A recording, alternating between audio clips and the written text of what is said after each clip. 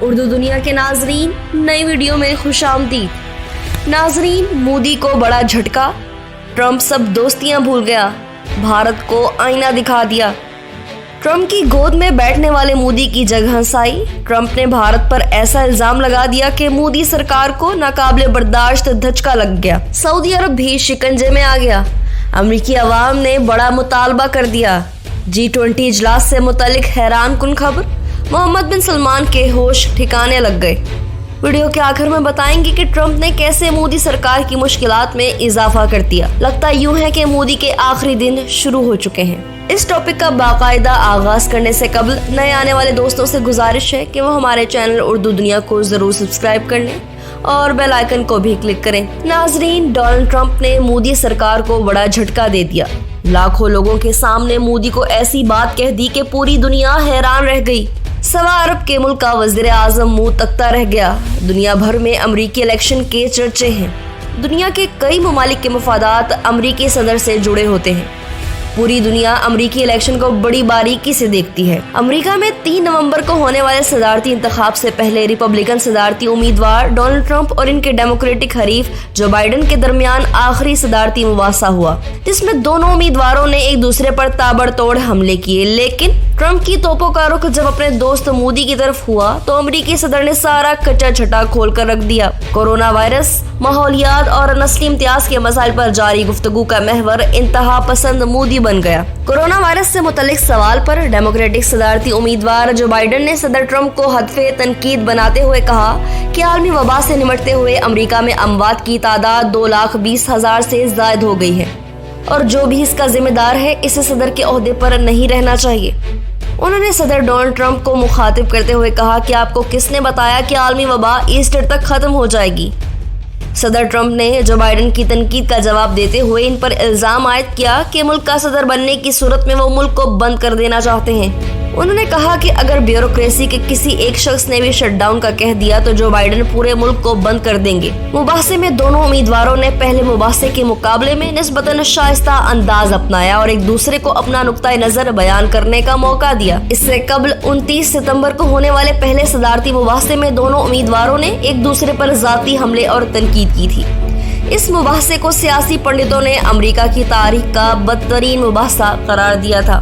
ناظرین، اس مباحثے میں سب سے دلچسپ بات یہ تھی کہ اس میں ٹرمپ نے اپنے دوست ملک بھارت کو گندا ملک قرار دے دیا۔ امریکی صدر ڈونلڈ ٹرمپ کے بھارت سے متعلق اس بیان نے سب کو چونکا دیا ہے۔ اس بیان سے یہ حقیقت سامنے آ رہی ہے کہ گندگی ہندوستان کی پہچان بن چکی ہے۔ بحث میں ٹرمپ نے مودی سرکار کو آئینہ دکھا دیا ہے۔ ٹرمپ نے انڈیا کو غلیظ، گندا اور بیہودہ قرار دے دیا۔ اس بیان کے بعد پاکستان کو تنہا کرنے کے خواب دیکھنے والے خود رسوا ہو گئے ہیں اور یہ پاکستان کی جانب سے بھارت کا اصلی چہرہ دکھانے کے اثرات بھی کہے جا سکتے ہیں۔ انہی اثرات کا نتیجہ یہ ہے کہ ڈونلڈ ٹرمپ بھی مان گئے ہیں کہ بھارت غلیظ اور بیہودہ ملک ہے۔ آپ کو بتاتے جائیں کہ چند عرصہ قبل global alliance on health and pollution کی رپورٹ شائع ہوئی، جس کے مطابق آلودگی کی وجہ سے دنیا بھر میں سب سے زیادہ اموات بھارت میں ہوتی ہیں۔ خبر رساں ادارے کے مطابق ان کا کہنا تھا کہ آلودگی کی وجہ سے ہلاکتیں تیزی سے بڑھ رہی ہیں۔ غریب ممالک میں ہلاکت کی بڑی وجہ صفائی ستھرائی اور صاف پانی مہیا نہ ہونا ہے، جبکہ اسموگ بھی ہلاکتوں میں اضافہ کر رہی ہے۔ بھارت میں زیادہ ہلاکتیں شہری علاقوں میں ہو رہی ہیں، جہاں آلودگی، فضا میں اسموگ اور صفائی کا نہ ہونا ہے۔ ناظرین، جیسا کہ آپ کو پہلے بتایا ہے کہ امریکی الیکشن سے قبل پوری دنیا کی نگاہیں اس الیکشن پر ہوتی ہیں۔ سعودی عرب کے ساتھ بھی کچھ ایسا ہی ہوا ہے۔ الیکشن سے قبل امریکی قانون سازوں نے سعودی عرب میں آئندہ ماہ ہونے والی G20 سمٹ کا بائیکاٹ کرنے کا مطالبہ کر دیا ہے۔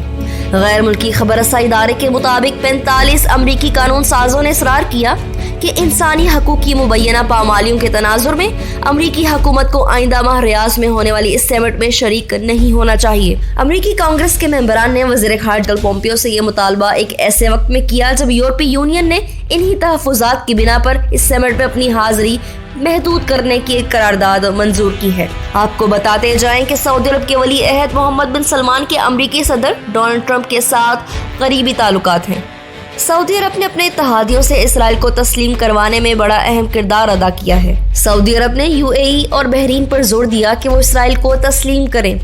بحرین، جس کی خارجہ پالیسی کی ڈوریں سعودی عرب کے ہاتھ میں ہے، اس نے UAE کے ساتھ مل کر اس رائٹ کو تسلیم کر لیا ہے۔ ناظرین، امریکہ اور ایران کے درمیان تعلقات ہمیشہ سے ہی کشیدہ رہے ہیں۔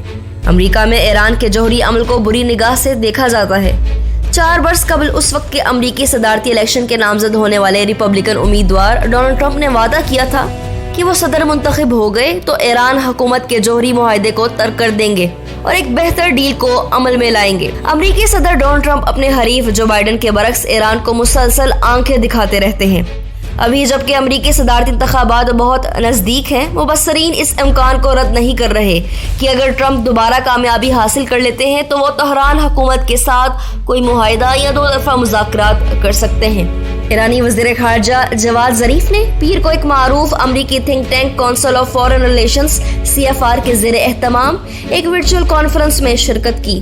جواد ظریف کے لیے یہ ایک اچھا موقع تھا امریکی عوام پر چند بنیادی نوعیت کے عوامل پر روشنی ڈالنے کا، خاص طور سے اس امر کو اجاگر کرنے کا کہ وہ صدر ڈونلڈ ٹرمپ کے ایران سے متعلق پالیسی کو کس حد تک گمراہ کرنے والی پالیسی سمجھتے ہیں۔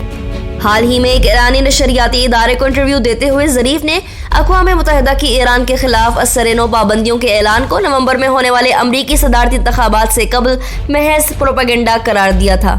امریکہ نے ان پابندیوں کی پشت پناہی کی ہے۔ ناظرین، اب ایرانی صدر حسن روحانی نے ایک بیان دیا ہے جس میں انہوں نے کہا ہے کہ امریکہ میں جو بھی سربراہ بنے اسے ایران کے سامنے گردن جھکانا ہی ہوگی۔ ایرانی صدر حسن روحانی نے کہا کہ متحدہ امریکہ کے صدارتی انتخابات میں کسی امیدوار کا کامیاب ہونا ہمارے لیے کوئی اہمیت نہیں رکھتا۔ امریکہ میں جو بھی سربراہ بنے گا اسے ایران کے سامنے گردن جھکانی ہی ہوگی۔ غیر ملکی خبر رساں ادارے کے مطابق ایرانی دارالحکومت تہران میں کابینہ اجلاس کے بعد اظہار خیال کرنے والے روحانی نے امریکی انتخابات اور ایران کے خلاف اسلحہ کی پابندی کی مدت کے خاتمے سے متعلق بیانات دیے۔ روحانی نے بتایا کہ ہم کتنا اسلحہ خریدیں گے یہ اہمیت نہیں رکھتا، اصل مسئلہ اپنے حقوق کا حصول ہے۔ کٹھن حالات سے دوچار ایرانی عوام کو ہماری عالمی سطح پر اہمیت سے بھی آگاہ ہونا چاہیے۔ حسن روحانی نے بتایا کہ امریکہ اس وقت تنہا رہ چکا ہے، کوئی بھی اب اس کا دفاع نہیں کر سکا۔ امریکہ میں کس امیدوار یا پھر کس پارٹی کے انتخابات میں کامیاب رہنے کی ہمارے لیے کوئی وقت نہیں۔ انہوں نے مزید بتایا کہ گزشتہ برسوں میں ایران کے دوست ممالک نے بھی اس کا ساتھ نہیں دیا تھا۔ چین اور روس ہمارے دوست ممالک ہیں، لیکن یہ ہمارا دفاع کرنے سے قاصر رہے اور انہیں دشمن کی صف میں شامل ہونا پڑا، لیکن اب ایران روس اور چین کی صف میں شامل ہے۔ ایسی مزید ویڈیوز دیکھنے کے لیے ہمارا چینل ضرور سبسکرائب کر لیں۔ نئے آنے والے ناظرین سے ایک بار پھر گزارش ہے ہمارے چینل کو سبسکرائب کریں اور گھنٹی کے بٹن کو کلک ضرور کریں۔ ویڈیو پسند آنے پر فیس بک اور واٹس ایپ گروپس میں بھی شیئر کر دیں۔